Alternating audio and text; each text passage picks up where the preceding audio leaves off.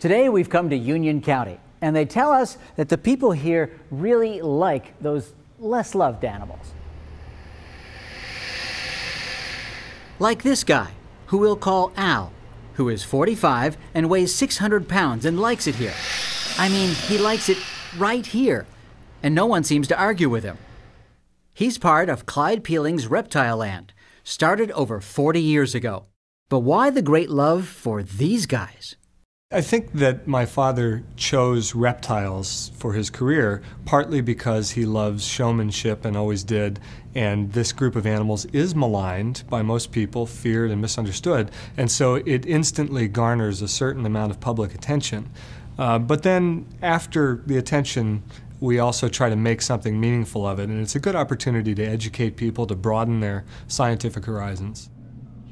There are turtles and tortoises, crocodilians, lizards, colorful frogs, and snakes.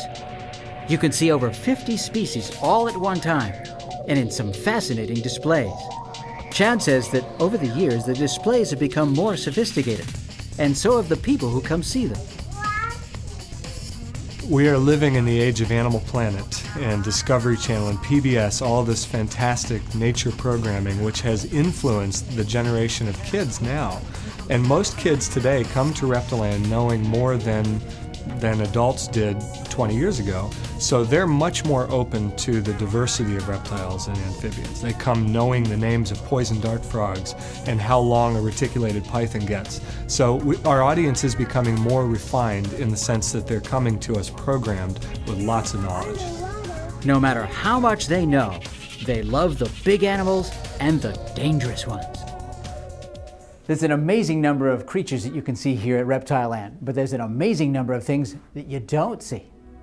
Reptiland is a complicated organization. The part that visitors see when they come to us is only a fraction of what's happening on the property because, of course, we have to support all those exhibits.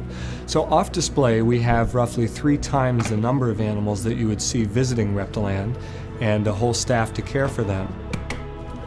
We have a hibernation room that's kept cold year-round, 55 or 60 degrees, and that allows us to cycle animals through a winter period, which they need many times to reproduce in captivity.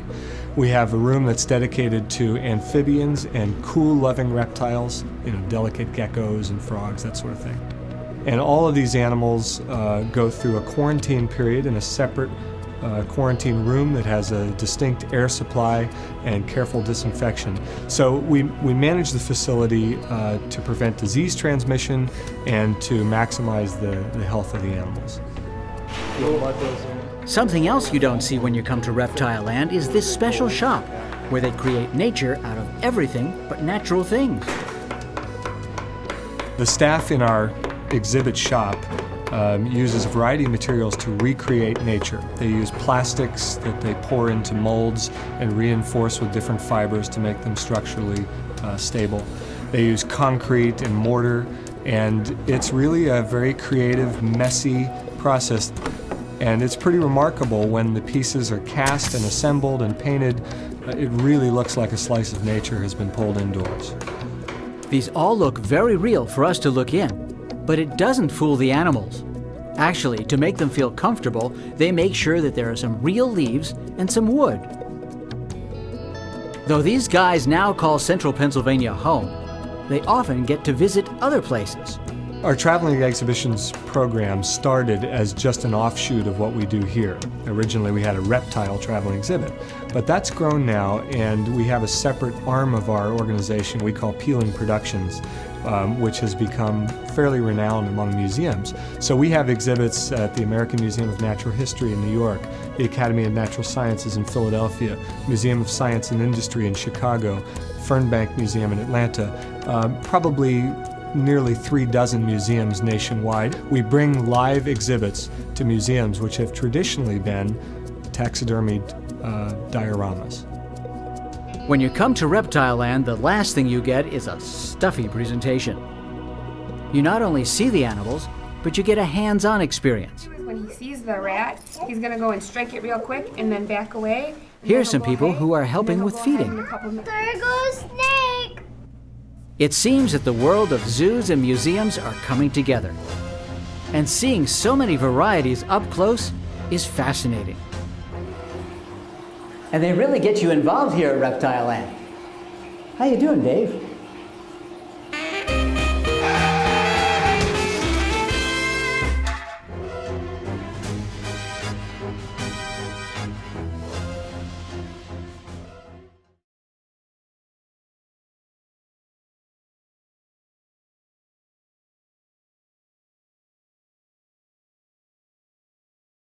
A copy of the program you've just seen can be purchased through Penn State Media Sales at mediasales.psu.edu or by calling 800-770-2111.